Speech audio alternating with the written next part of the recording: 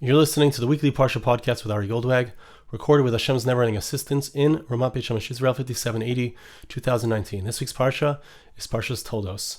And we have in our Parsha the birth of Yaakov and Esav, these two opposite forces. Yaakov, the Ishtam, Yoshev Ohalim, the simple man, the perfect person, the tzaddik, who sits and studies the Torah. Esav, the wild man, goes out into the field, does every forbidden act.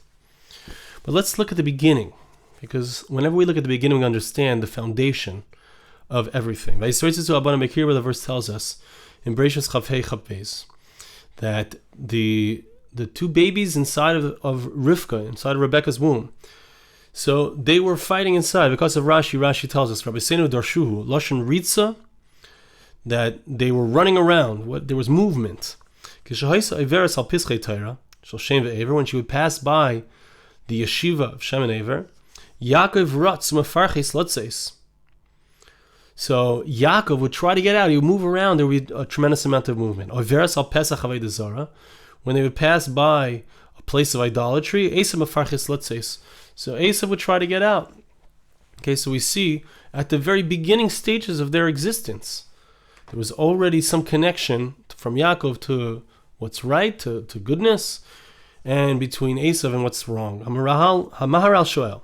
The Maharal asks the following question. This is Reb Chaim Friedlander bringing down. The Imtimer the parish Shaya Esav Mefarchis Lotzeis. If we want to understand what's going on here, according to that explanation that Esav was trying to get out at that point, we find the Yitzhahar is not inside of a person until they're born. The verse says Lepetach Chatas Revitz. At the opening, meaning at the beginning of a person's life, that's where the sins begin to crouch. We find that Rashi says, verse 23, which is the next pasuk, that they went off in different directions from when they came out. One went to goodness and one went to evil. But the implication is that it's not true in regards to inside of the mother's womb. So what is the idea here? We need to understand that both Isaac and Jacob, they were unable to have children until they both prayed. There was a tremendous amount of tefillah. Through this amazing miracle, a child's going to be born who's wicked. We also need to understand, if Esav was evil from his conception, from his birth, then what is the expectation of him? What is the problem? The pasuk says that HaKadosh Baruch Hu says that I loved Yaakov, even though Yaakov and Esav were brothers. I loved Yaakov and I hated Esav. Why does Hashem hate Esav? It's not his fault. He was born that way. Yaakov Nelatamev Esav Admoini. We find that Yaakov was born more perfect, and Esav was born red. He was born with all these taivas, with all these desires, seemingly uncontrollable. Even his outer manifestation, even his outer appearance, it shows us that there was something negative about him from his very birth, from the very beginning. Pasuk says he was reddish. He looked red because he's someone who's going to be a murderer. So it comes out that his outer aspect was a manifestation of his inner aspect, which was evil.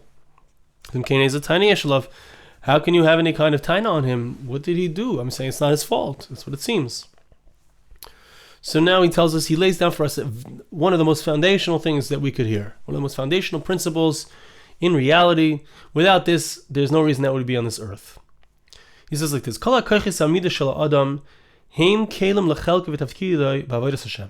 every single thing that a person has, every middah, every character trait, every character flaw, every positive thing a person has, every negative thing, everything that has to do with a person's personality, they're smart, they're not so smart, they're spaced out, they're spaced in, whatever it is, all the talents that a person has, everything that a person has is a kli, is a vessel, is a utensil, something to be used in his service of God. So, So we think that this means that a person is put into a certain predicament, into a certain life situation, and those things are what cause him to be great or cause him to be not so great. And it's all about his service of Hashem. And we think that if a person has a bad surroundings, has bad character traits, so that's something which is negative. That they distract him and prevent him from properly serving God. Says Reb Chaim Friedlander, it's not true. It's a mistake. There's no such thing as a midah ra. There's no such thing as a bad trait. There's no such thing as having something intrinsically bad. The middos, the character traits of a person, are not intrinsically bad. Rather, kulam, heina tayis ve'ena rois, all of them, whether they seem on the surface to be good or bad, heim oizros u'mesayis lavodas Hashem, can be used to aid a person in their service of Hashem. Those same exact character traits can actually cause a person to be missing something in the service of God. Depends on the way that a person uses it. And in his middos, the way that a person uses his character traits depends on the person. Gemara says, the Gemara in Shabbos on the Kuf Nun Vav, a person who is a reddish person, or maybe it means a person who's born under a certain zodiac sign, so that person is going to be somebody who's involved in spilling blood. It depends. A person can use it in many different ways. The spilling of blood can be used in a negative way. It could be a murderer, but it can also be used in a positive way. It could become a moil, somebody who does circumcisions. So it depends on the person. And Esav was somebody who used his tchunas hanefesh, who used his character traits in a negative way. He had tremendous power. He had the potential to be a great person. Esav, he came out and he was, in a certain sense, he was already complete. He could have used that greatness, that completeness to become a greater person. Yaakov Avinu, he was more simple. He was not as outgoing, perhaps we could say. Yaakov Avinu, then they were both born into a certain circumstance. Yaakov took advantage of his circumstance, took advantage of growing up in the house of Yitzchak and Rivka, an amazing set of parents. Esav did not learn from them properly, even though many times he did certain things that would seem to imply that he was great, but it was only superficial. Okay, let's see what he says. If Esav would have taken his midah, his character trait of strength, he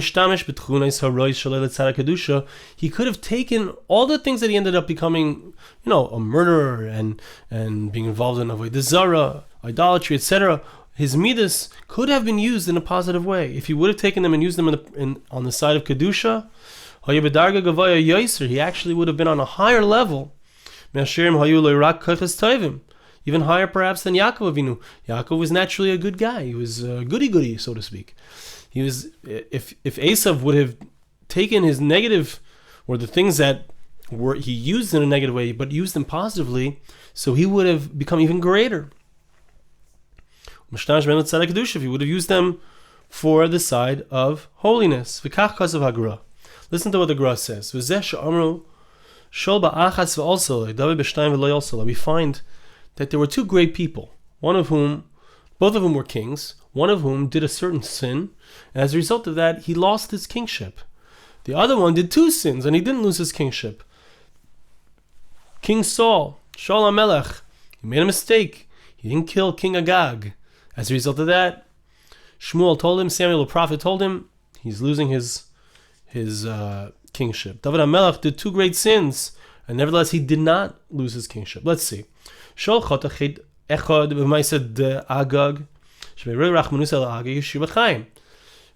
used his midah of compassion, his attribute of compassion, to have compassion on a person who was an evil person, Agag, the king of the Amalekim. He allowed him to live. As a result, he lost his kingship. As opposed to King David, he did two sins. There was a story that he did. He caused Uriah to be killed, the husband of Bathsheba. so that it would go retroactively that she was not married to Uri at the time. And Umaysa da Hasata, there was some kind of Hasata, not sure exactly what it's talking about.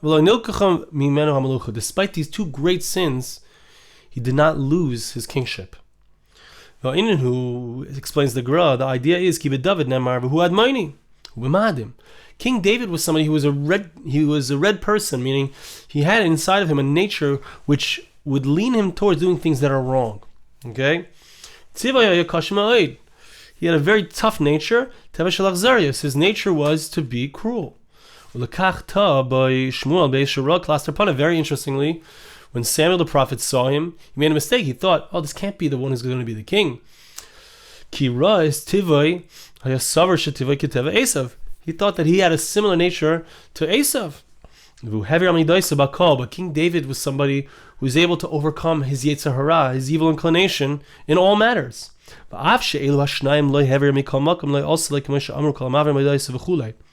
Even though in these two circumstances he did not manage to overcome his nature, he made a mistake in these two circumstances, but since throughout his life he was always being Maver al Midaisav, he was always overcoming his Yetzer Hara, his evil inclination, so in these two places, the sins that he didn't cause him to lose his malucha, to lose his kingship.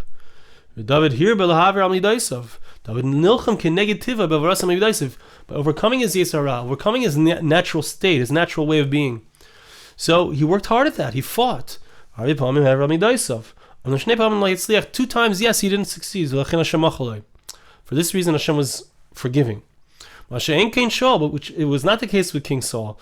His natural state was to be a good person, to never sin. He was like a 1-year-old who had never tasted a sin. But what did he do?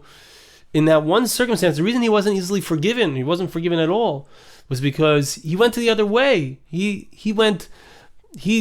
didn't do his natural way of being good, and he went to the side of evil. He used his positive trait, his rachmanis, his compassion, he used it in a negative way, to have compassion on the wrong person. He was merachim ala achzar. He was compassionate to the cruel. As a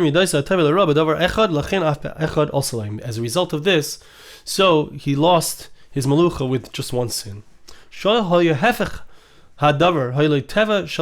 we said, he had this nature of being compassionate. We explain this. Okay. Now, so he says like this. Esav, says Reb Chaim Friedlander, if Esav, if he would have overcome his negative attributes and use them in a positive way, he would have been greater than Yaakov, just as we see that David was greater than Shaul. Yaakov served Hashem with a natural tendency towards goodness. He explains, Reb Chaim Friedlander, this was why Yitzchak loved Esav even more than Yaakov. He saw the potential. He wanted to give him the opportunity to overcome his level, to come to a very high level. He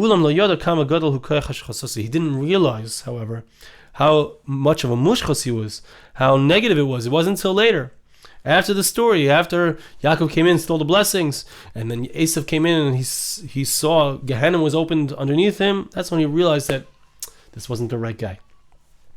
But he thought that he was. He thought that he had the potential, which was true, to use his negative inclination in a positive way, or the middos that usually are used for negativity in a positive way. Says Reb Chaim Friedlander furthermore, an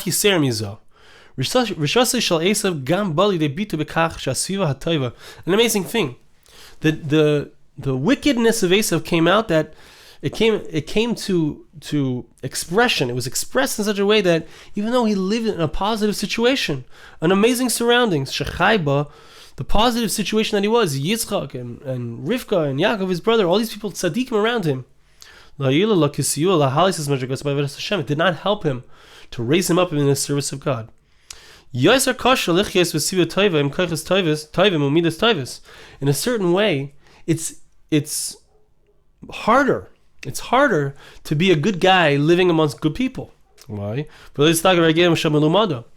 there's a great danger. Someone is a good person, everyone around him is doing good, you're in a great situation, you can become accustomed to doing it without even thinking about it. In order for a person to raise themselves up to higher and higher levels of inner holiness, this was actually the level of Yaakov Avinu. That even though he was on a very high level, Yaakov's advantage, what Yaakov accomplished was that even though he was naturally, he had a natural tendency towards doing good, it could have become just habitual. But he didn't allow it to become habitual.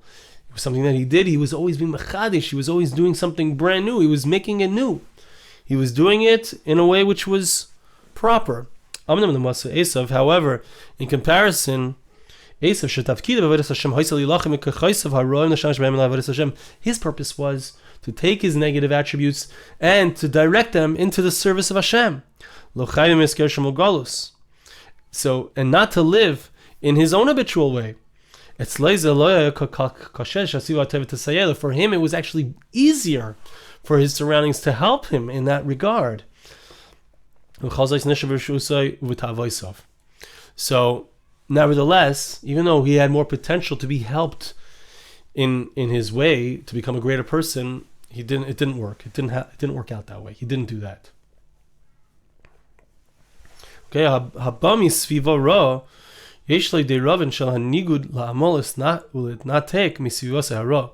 interestingly, he also tells us that if a person is a good person and they're in a bad situation, right? Think about Avram Avinu. He was surrounded by people who weren't so good. Rivka Imenu, she was surrounded by Rishaim. Sometimes when a person is surrounded by evil, it also has the opposite effect.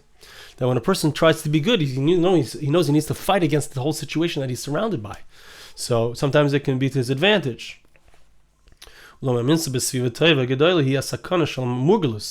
problem is when a person is good and they're inside of a situation where everyone around them is good, so it can become easy to just become habituated to it, like we said. Brings from the Rabbeinu Yonah,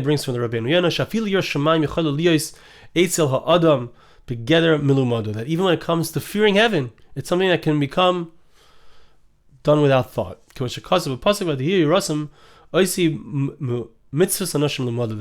that says that the Jewish people had gotten to a state where they were serving Hashem. Even their fear of Hashem was such that it was just habitual.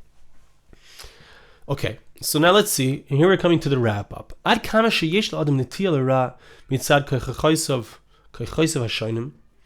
person has a netiya, he has a tendency towards evil because of his different koiches, his different talents, abilities. It's possible to sweeten them. Okay, this is the take-home. This is how we need to think about this idea. Esav had these koiches, he's a tremendous, powerful person.